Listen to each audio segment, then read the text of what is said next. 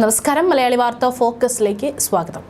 കേൾക്കുമ്പോൾ നമ്മുടെയൊക്കെ രക്തം മരവിപ്പിക്കുന്ന ക്രൂരത, കണ്ണില്ലാത്ത ക്രൂരത എന്നൊക്കെ നമുക്ക് പറയാം. അതിലപ്പുറം സിദ്ധാർത്ഥ് അനുഭവിച്ച വേദനയെക്കുറിച്ച് പറയാൻ വാക്കുകളുണ്ടെങ്കിൽ അതും. ഇതൊരു കുടുംബത്തിൻ്റെ ദുഃഖം മാത്രമല്ല, ഈ ദുഃഖം കേരളത്തിൻ്റെ മുഴുവൻ ദുഃഖമാണ്. ഇവിടെയുള്ള മക്കളെ സ്നേഹിക്കുന്ന അച്ഛനമ്മമാരുടെ ദുഃഖമാണ്. ആ ഒരു സഹോദരൻ അതിക്രൂരമായി ചില കൊലയാളികളുടെ കൈകളാൽ പിടയുമ്പോൾ മനുഷ്യത്വം തൊട്ടു തീണ്ടാത്ത കുറേ എണ്ണം കൂടെ അതിന് കൂട്ടുനിന്നു. കൺമുൻപിൽ ഒരുത്തൻ ജീവന് വേണ്ടി പിടയുമ്പോഴും ഒരക്ഷരം വാ തുറന്നു മിണ്ടാനോ അവരുടെ കൈ തടയാനോ മുതിർന്നില്ല എന്നുള്ളത് ഇന്നത്തെ പ്രതികരിക്കാൻ അറിയാത്ത തലമുറയെ ഓർത്ത് ലജ്ജിക്കുന്നു. സിദ്ധാർത്ഥിന്റെ കൊലയാളികൾക്ക് തക്കതായ ശിക്ഷ തന്നെ ലഭിക്കണം. മാത്രമല്ല, അതറിഞ്ഞിട്ടും മിണ്ടാതിരുന്ന ഏത് ഉന്നത അധികാരിയാണെങ്കിലും അവർക്കും തക്കതായ ശിക്ഷ ലഭിക്കണം. അതിന് ഏതറ്റം വരെയും പോരാടാൻ തയ്യാറാണ് സിദ്ധാർത്ഥിന്റെ കുടുംബം. ഇതുവരെ ആ കേസിൽ ഒരക്ഷരം പോലും പ്രതികരിക്കാത്ത മുഖ്യൻ ഇന്ന് ഒരു തീരുമാനമെടുത്തിരുന്നു. കേസ് CBIക്ക് വിട്ടു നൽകി. സിദ്ധാർത്ഥിന്റെ അച്ഛൻ ഇന്ന് മുഖ്യമന്ത്രിയെ കണ്ടതിന് ശേഷം നിമിഷങ്ങൾക്കകമാണ് കേസ് CBIക്ക് കൈമാറിക്കൊണ്ടുള്ള സർക്കാർ ഉത്തരവ് പുറത്തിറങ്ങിയത്. അതിനുശേഷം അദ്ദേഹം മുഖ്യമന്ത്രിക്ക് നേരിട്ടെത്തി പരാതി നൽകിയതിനു ശേഷം മാധ്യമങ്ങളോട് പുറത്തെത്തി പറഞ്ഞ വാക്കുകൾ നമുക്ക് കേൾക്കാം. ഞാനിപ്പോൾ ആവശ്യപ്പെട്ടതെന്ന് പറഞ്ഞാൽ ഈ കൊലപാതകത്തിൽ CBI അന്വേഷണം ആവശ്യപ്പെട്ടാണ് പറഞ്ഞിട്ടുണ്ടോ. CBI അന്വേഷണം വേണം. ഇതൊരു മരണമല്ല, അതായത് കൊലപാതകത്തിൽ CBI അന്വേഷണം വേണം. എന്തുകൊണ്ടാണ് സംശയം? ഞാൻ പറഞ്ഞതിന് ഒരുപാട് സംശയങ്ങളുണ്ട്, ഒരുപാട് തെളിവുകളുണ്ട്. പോസ്റ്റ്മോർട്ടം റിപ്പോർട്ട് സാറൊന്ന് വായിച്ചു നോക്കിയാൽ വായിച്ചു നോക്കിയാൽ അറിയാം എന്തിനാണ് എനിക്കറിയാവുന്ന കുറച്ച് ഡോക്ടേഴ്സുണ്ട്, എൻ്റെ സുഹൃത്തുക്കളായ ഡോക്ടേഴ്സുണ്ട്. അവരോട് ഞാൻ പോസ്റ്റ്മോർട്ടം റിപ്പോർട്ട് കാണിച്ചു. അവരും പറഞ്ഞത് ഇങ്ങനെ എഴുന്നേറ്റ് നിൽക്കാൻ പോലും കഴിയാത്ത ഒരു മനുഷ്യനെ എങ്ങനെ തൂങ്ങിക്കാവാൻ പറ്റുന്നതെന്ന് അവരോട് എന്നോട് ചോദിച്ചു. കുറേ വിവരങ്ങൾ എനിക്ക് അവിടെ ഡിസൈൻ ചെയ്ത് ഞാൻ ഇതെല്ലാം മുഖ്യമന്ത്രിയോട് വിശദീകരിച്ച് പറഞ്ഞു. മുഖ്യമന്ത്രിക്ക് അറിയാമത്തോളം മുമ്പ് ഈ കാര്യങ്ങളൊക്കെ ഇവിടെ പറഞ്ഞിപ്പോൾ ആവശ്യം നിങ്ങൾക്ക് എന്താണ്? ഞാൻ പറഞ്ഞു സാർ അതിൽ എഴുതിയിട്ടുണ്ട്, അതിലേക്ക് CBI അന്വേഷണം തന്നെ വേണം. ഇനി അത് വായിച്ച് നോക്കി ഒരു 5 മിനിറ്റ് എല്ലാം വായിച്ച് നോക്കിയിട്ട് എന്നോടിപ്പോൾ ഒരു ഉറപ്പ് പറഞ്ഞു, ഓക്കെ CBI അന്വേഷണം വേണമെങ്കിൽ ഞാൻ ഉറപ്പായിട്ട് CBI അന്വേഷണം വിടാം. പുള്ളി അത് നോക്കട്ടെ എന്നൊന്നും പറഞ്ഞില്ല. പുള്ളി എന്നോട് ഉറപ്പ് പറഞ്ഞു CBI അന്വേഷണം തന്നെ വിടാം എന്ന് പറഞ്ഞു. പുള്ളി അത് എപ്പോൾ പ്രഖ്യാപിക്കുമെന്ന് എനിക്കറിയില്ല.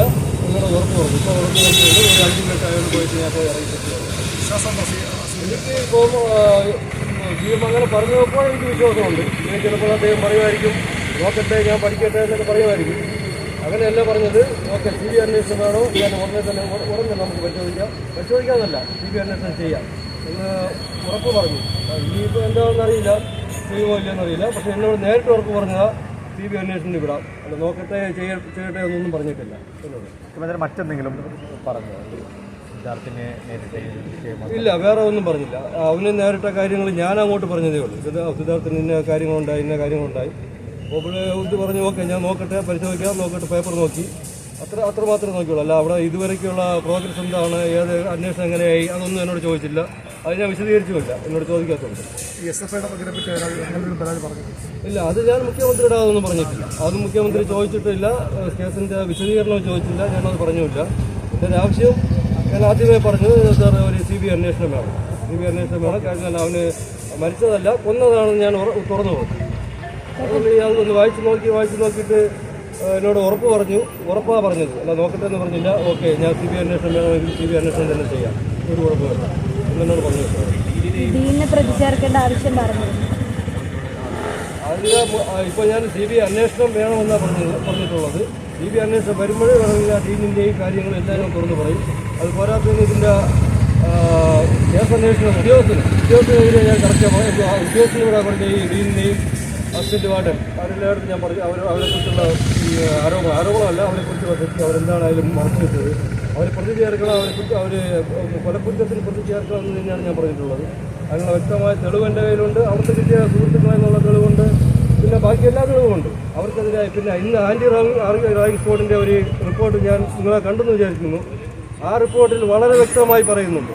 അതാരും കണ്ടുപിടിച്ചതല്ല, വേറെ ആരും കണ്ടുപിടിച്ചതല്ല. ഡൽഹിയിലുള്ള ആൻറ്റി റാഗിംഗ് സ്ക്വാഡ് കണ്ടുപിടിച്ചിട്ട് ഡീനിന് കൊടുത്ത റിപ്പോർട്ടാണ്. ആരൊക്കെ ഇപ്പോൾ പുതിയതായിട്ട് ഒരു പ്രതിയും കൂടെ അതിൽ വന്നിട്ടുണ്ട്. ആ പ്രതി ഇതുവരെയ്ക്കും പോലീസ് കണ്ടുപിടിച്ചിട്ടില്ല. അവൻ്റെ കൂട്ടുകാരനെ എൻ്റെ വീട്ടിൽ വന്ന് അവൻ്റെ അമ്മയുടെ കയ്യിൽ നിന്ന് ആഹാരമായി കഴിച്ചിട്ട് പോയ ദേവരാജൻ എന്ന് പറഞ്ഞ കൂട്ടുകാരൻ, അവൻ്റെ പേര് ഇപ്പോൾ ഇന്ന് ഇതിൽ വന്നിട്ടുണ്ട്. ഇന്ന് ആൻറ്റി റാഗിംഗ് സ്ക്വാഡിൽ അത് പോലീസ് റിപ്പോർട്ട് ഇതുവരെയ്ക്കും വന്നിട്ടില്ല. അതുകൊണ്ട് എനിക്ക് സംശയമുണ്ട് ആരൊക്കെ അതിൽ സമ്മർദ്ദം ചെലുത്തുന്നുണ്ട്. അതുകൊണ്ടാണ് ഇങ്ങനെ നടക്കുന്നത്. ഡീലിനെതിരെയും കാന്തനാഥിനെതിരെയും അസിസ്റ്റന്റ് വാർഡൻ കൊലക്കുറ്റത്തിന് തന്നെ അവർക്ക് കേസെടുക്കണം. മാത്രമല്ല ഈ സസ്പെൻഷനായി നിന്നിട്ട് കാര്യമില്ല. അവരെ സർവീസിൽ നിന്ന് മാറ്റണം. സർവീസിൽ നിന്ന് മാറ്റിയിട്ട് അവരെ ഡിസ്മിസലാക്കി മാറ്റി നിർത്തി കേസ് അന്വേഷിക്കണം. അത് പോരാത്തതിന് 2019 മുതൽ ഇങ്ങോട്ടുള്ള ഏകദേശം 5-6 വർഷത്തിൽ അവിടെ ഒരുപാട് ആത്മഹത്യകൾ നടന്നിട്ടുണ്ട്, ഒരുപാട് അപകടം നടന്നിട്ടുണ്ട്, മരണം നടന്നിട്ടുണ്ട് ആ കോളേജ്. മറ്റുമെങ്കിൽ അത് ആരാണ് അന്വേഷിക്കണമെന്ന് എനിക്കറിയില്ല. ചിലപ്പോൾ UGC അന്വേഷിക്കണം, ചിലപ്പോൾ പോലീസ് അന്വേഷിക്കുമായിരിക്കും, അല്ലെങ്കിൽ യൂണിവേഴ്സിറ്റി അന്വേഷിക്കുമായിരിക്കും. അതെല്ലാം അന്വേഷിക്കണം. ഒരു 5-6 വർഷത്തിന് ഇങ്ങോട്ട് അവിടെ ഏതൊക്കെ മരണങ്ങൾ നടന്നിട്ടുണ്ട്, ആത്മഹത്യയും അപകടം, അതെല്ലാം അന്വേഷിക്കണം. അത് അന്വേഷിച്ച് കണ്ടുപിടിച്ചതിന് ശേഷം മാത്രം ആ കോളേജിൽ തുറന്ന് പ്രവർത്തിച്ചാൽ മതി. അത് അന്വേഷിക്കണം. അവർ ഇപ്പോൾ എനിക്ക് പറയാൻ പറ്റില്ല, അങ്ങനെയാണ് ഞാൻ എൻ്റെ വികാരമാണ് പറയുന്നത്. അതിനുള്ള നിയമവശം എനിക്കറിയില്ല. കോളേജിൽ ഇപ്പോൾ തിങ്കളാഴ്ച മുതൽ തുറക്കുന്നു എന്ന് പറഞ്ഞു. തിങ്കളാഴ്ച മുതൽ അങ്ങനെ തുറക്കണ്ട, ഇതിന് തീരുമാനമായിട്ട് അതിന് തുറന്നാൽ മതി. ഇത്രയും പേര് വന്നല്ലോ, പ്രതി ഡീന് വന്നു, കർണനാഥം വന്നു, എല്ലാവരും വന്നു. അവരെ കൊലക്കുറ്റത്തിൽ ചേർക്കണേ 302 വകുപ്പ് ചേർത്ത് കൊണ്ടുപോയിട്ട് തുറക്കണോ വേണ്ടെന്നുള്ളതായി അവർ ആലോചിച്ചത്. ചേട്ടാ, ഈ പറഞ്ഞ അക്ഷയുടെ പേര് നേരത്തെ മുതൽ പറയുന്നുണ്ടല്ലോ, പക്ഷേ ഇന്നത്തെ ആന്റി റാഗിംഗ് സ്ക്വാഡിന്റെ റിപ്പോർട്ടിൽ അക്ഷയുടെ പേരില്ല. ശ്രദ്ധിച്ചു? ഇല്ല, ആന്റി റാഗിംഗ് സ്ക്വാഡിൽ അക്ഷയുടെ പേര് വന്നിട്ടില്ല എന്ന് എനിക്ക് തോന്നുന്നത്. അത് അറിയില്ല, എന്തുകൊണ്ടാണെന്ന് അറിയില്ല. അവന് ഈ അവസാന 3 ദിവസം വരെ അവൻ്റെ ഫോൺ കൺട്രോൾ ചെയ്തതും അവൻ്റെ റൂമിൽ അവൻ്റെ അമ്മ വിളിക്കുമ്പോഴെല്ലാം കൂടെ ഉണ്ടായിരുന്ന ഈ അക്ഷയ. ഈ പീഡനം നടക്കുമ്പോഴും അവൻ്റെ എല്ലാ സമയവും അക്ഷയ കൂടെ ഉണ്ടായിരുന്നു. മരണസമയം കഴിഞ്ഞിട്ട് പോലും, മരണസമയത്ത് ഹോസ്പിറ്റലിൽ കഴിഞ്ഞിട്ട് പോലും അവൻ്റെ അമ്മ ഫോൺ വിളിക്കുന്നത് സിദ്ധാർത്ഥനെ കിട്ടാത്തുണ്ട് അവൻ്റെ അക്ഷയ. അവൻ്റെ അമ്മ വിചാരിച്ചു മാനിപ്പോഴും ജീവനോടെ ഉണ്ട് എന്നുള്ള രീതിയിലാണ് വിളിക്കുന്നത്. മകൻ മോർച്ചറിയിൽ കിടക്കുമ്പോഴും അവൻ്റെ അമ്മ വിളിച്ചു, അക്ഷയ വിളിക്കുന്നത് ആ സിദ്ധാർത്ഥനെന്താ കുഴപ്പം, അവനെ എന്തെങ്കിലും ഉണ്ട്. അപ്പോൾ അവൻ പറയാം ഒരു കുഴപ്പമില്ല, അവനെ ഇപ്പോൾ ഫോൺ കൊടുക്കാം. ഈ 4 മണി 4:30 ആയപ്പോഴും പറയുന്നതാണ് അവനിപ്പോൾ ഫോൺ കൊടുക്കാമെന്നാണ് പറയുന്നത്. വളരെ വേദനമാണ് അങ്ങനെ പറയുന്നത്. അവൻ കൂടെ ഉണ്ട്, മരിച്ചു കഴിഞ്ഞു, മോർച്ചറിയിൽ കിടന്നു, പെട്ടിയിൽ കയറ്റി. എന്നിട്ട് അക്ഷയ പറയുക അവനൊരു കുഴപ്പമില്ല, വെയിറ്റ് ചെയ്യുക ആൻറ്റി, ഞാൻ ഇപ്പോൾ ഫോൺ കൊടുക്കാം. അതുപോലെ തന്നെ ഉണ്ട് ഇന്നലെ അവർ കൂടെ വേറൊരു കൂട്ടുപ്രതി ഉണ്ടായിരുന്നു. നെടുമങ്ങാട് ഗവൺമെൻറ് ഹോസ്പിറ്റലിലെ ഒരു ഗൈനക്കോളജിസ്റ്റ് ബിന്ദു സുന്ദർ. ഈ മരണം കഴിഞ്ഞ് അന്ന്, കൊലപാതകം കഴിഞ്ഞ് അന്ന് തന്നെ ഓടി വന്ന് എൻ്റെ വീട്ടിൽ വന്ന്, അവർ പ്രാക്ടീസ് ചെയ്യുന്ന എൻ്റെ വീട്ടിൽ തൊട്ടടുത്താണ്.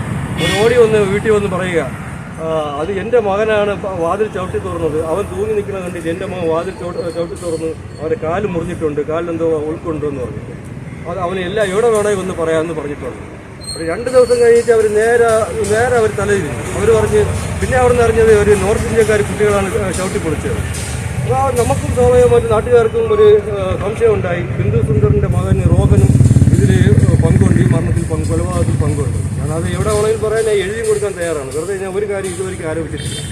ഈ ബിന്ദു സുന്ദറിന് ഗൈനക്കോളജിസ്റ്റ്, നെടുമങ്ങാട് ഗവൺമെൻറ് ഹോസ്പിറ്റലിലെ ഗൈനക്കോളജിസ്റ്റ് ബിന്ദു സുന്ദറിൻ്റെ മകനാണ് റോഹൻ, സീനിയറാണ്.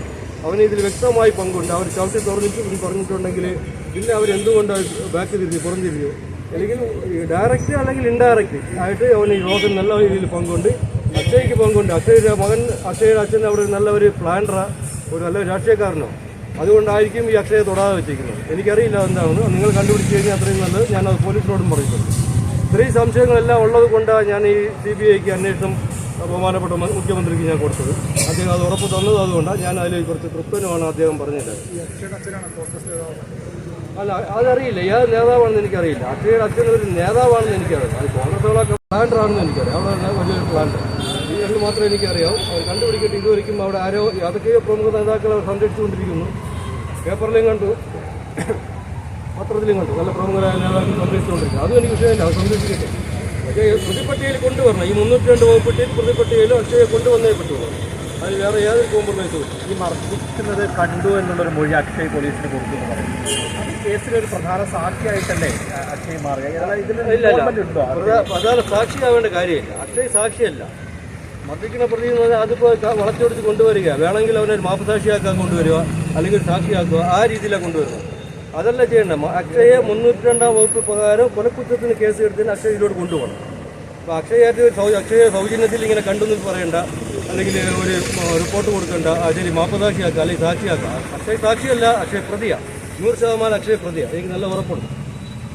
ഈ ആന്റി റാഗിംഗ് സെല്ലിൻ്റെ റിപ്പോർട്ടിൽ പോലും പേരില്ലാത്ത ഒരാൾ എങ്ങനെയായിരിക്കും എന്താണ് അക്ഷയ്ക്ക് നിങ്ങളുടെ കയ്യിലുള്ള അക്ഷയാണല്ലോ ഇപ്പം ആ വീട്ടിൽ ഫോൺ ചെയ്തുകൊണ്ടിരിക്കുന്നത്. ഏത് സമയം വീട്ടിൽ ഇത്രയും ഈ പ്രശ്നം നടന്നു, പീഡിപ്പിച്ചുകൊണ്ടിരിക്കുന്നു. ആ സമയത്തല്ല അക്ഷയാണ് നമ്മൾ വീട്ടിൽ വിളിച്ചുകൊണ്ടിരിക്കുന്നത്. അക്ഷയ്ക്കെല്ലാം നല്ല രീതിയിൽ ഇത് അറിയാം. ഈ പീഡനം നടക്കുമ്പോഴും അറിയാം, കൊലപാതകം നടക്കുമ്പോഴും കാര്യം അറിയാം. ആ സമയത്തല്ല അക്ഷയ്ക്ക് നല്ലവണ്ണം അറിയാം. എന്തുകൊണ്ട് ഇതിൽ പേര് വന്നിട്ടില്ല എന്നുള്ള കാര്യം എനിക്കറിയില്ല. അത് ചിലപ്പോൾ ആന്റി റാഗിംഗ് സ്ക്വാഡ് അടുത്തൊരു അന്വേഷണം വരുമ്പോൾ ചിലപ്പോൾ കണ്ടെത്തുമായിരിക്കും അടുത്ത അന്വേഷണം വരുമ്പോൾ. കണ്ടെത്തണം. കാര്യം എന്നാൽ ഇതുവരെയ്ക്കും പ്രതിപ്പട്ടികയിൽ ഇല്ലാത്ത ഒരാളുടെ പേര് വരെ വന്നു, ദേവരാജ് എന്ന് പറഞ്ഞു. പ്രതിപ്പട്ടികയില്ല. അവനെ ബ്രൂട്ടലായിട്ട് അവൻ്റെ ക്ലാസ്മേറ്റ്സ് റൂംമേറ്റ്സ് ബ്രൂട്ടലായിട്ട് ഉപദ്രവിച്ചില്ല. അവൻ്റെ പേരുണ്ട്, ദേവരാജിൻ്റെ പേര്. അതെങ്ങനെ വന്നു? പോലീസ് റിപ്പോർട്ടിൽ ഇതുവരെയും വന്നിട്ടില്ല. അതെന്തുകൊണ്ട് വന്നിട്ടില്ല? അപ്പോൾ ഓരോ കാര്യം ആൻറ്റി റാവുസ്കാർഡ് കണ്ടുപിടിച്ച് കൊടുക്കണം. ഇല്ലെങ്കിൽ എനിക്ക് കിട്ടിയ അറിവ് ഞാൻ കണ്ടുപിടിച്ച് കൊടുക്കണം. എനിക്ക് ഐ.ടി.യിൽ ജോലിയൊന്നുമില്ല, ഇത് കണ്ടുപിടിച്ച് കൊടുക്കാം. എനിക്ക് കിട്ടിയ അറിവുകളെല്ലാം ഞാൻ കൊടുത്തു. അതുവരെയുള്ള അന്വേഷണങ്ങൾ തന്നെ ഇതുവരെയും വന്ന് നിൽക്കുന്നത്. അതിൽ കൂടുതൽ പോയിട്ടുണ്ടോയെന്ന് അറിയില്ല. അത് ഞാൻ ഉദ്യോഗസ്ഥന് ഒരിക്കലും കുറ്റം പറയുന്നില്ല, അല്ലെങ്കിൽ താല്പര്യമില്ല. ഉദ്യോഗസ്ഥൻ നല്ല രീതിയിൽ കൊണ്ടുപോയായിരിക്കും, അല്ലെങ്കിൽ കൊണ്ടുപോകുന്നുണ്ട്. എന്തോ കാണുമായിരിക്കും, അവർക്ക് സമ്മർദ്ദങ്ങൾ കാണുമായിരിക്കും. അത് ഞാൻ മുൻകൂട്ടി കണ്ടുകൊണ്ടാണ് ഞാൻ CBI അന്വേഷണം വേണമെന്ന് പറഞ്ഞത്. അല്ല, ഞാൻ ആരെയും ഒരു രാഷ്ട്രീയക്കാരെയോ അല്ലെങ്കിൽ ഒരു പോലീസ് ഉദ്യോഗസ്ഥനെയോ ഞാൻ കരിവാരിത്തേക്കാനുള്ള എനിക്കതിന് ആവശ്യമില്ല. എനിക്ക് അത്യാവശ്യം എന്ന് പറഞ്ഞാൽ മകന് നീതി കിട്ടണം, ഇതുള്ള സംഭവങ്ങൾ ആവർത്തിക്കണം. ഈ രണ്ട് കാര്യവും എനിക്ക് പ്രധാനമാണ്. അതുകൊണ്ടാണ് ഞാൻ നടക്കുന്നത്.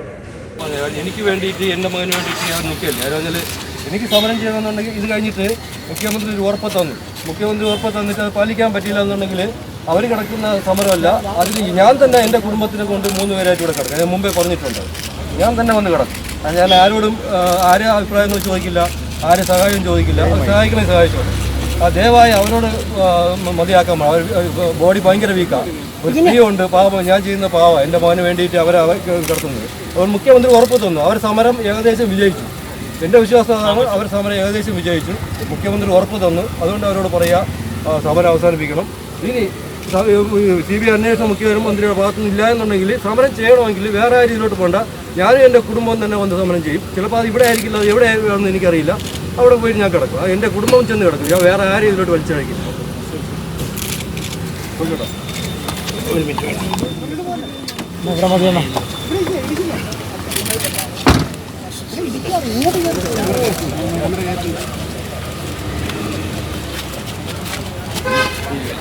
ഇന്ന് കേസ് CBIക്ക് വിടുന്നു എന്നുള്ള റിപ്പോർട്ടുകൾ പുറത്തു വരുന്നതിന് അല്പനിമിഷം മുൻപ് തന്നെ ആൻറ്റി റാഗിംഗ് റിപ്പോർട്ടും പുറത്തു വന്നിരുന്നു. അതിലും ക്രൂരത തന്നെയാണ് വിളിച്ചോതുന്നത്.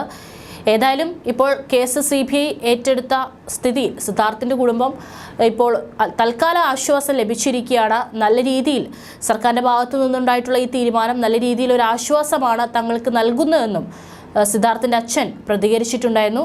ഇനി കേസ് നല്ല രീതിക്ക് മുൻപോട്ട് പോകുമെന്ന് തന്നെ നമുക്ക് പ്രതീക്ഷിക്കാം. പക്ഷേ ഇനിയിപ്പോൾ കേരളത്തെ സംബന്ധിച്ച് ഇലക്ഷനാണ് വരാൻ പോകുന്നത്. അതിൻ്റെ പ്രചാരണങ്ങളും മറ്റും നടക്കുന്നുണ്ട്. അതുകൊണ്ട് അതിനിടയിൽ തെരഞ്ഞെടുപ്പ് ചർച്ചകൾക്ക് മറ്റുമിടയിൽ സിദ്ധാർത്ഥിനെ ആരും മറക്കാതിരിക്കട്ടെ. കാരണം ഈ ഒരു കേസ് മറന്നു കഴിഞ്ഞു കഴിഞ്ഞാൽ കോളേജുകളിൽ ഇനിയും ഇത്തരത്തിൽ സിദ്ധാർത്ഥന്മാർ ഉണ്ടാകും എന്ന് വളരെ ഉറപ്പുള്ള കാര്യമാണ്. കാരണം ഇവർക്കൊക്കെ ഒരു ചങ്ങലയിടേണ്ട സമയം അതിക്രമിച്ചു കഴിഞ്ഞിരിക്കുന്നു.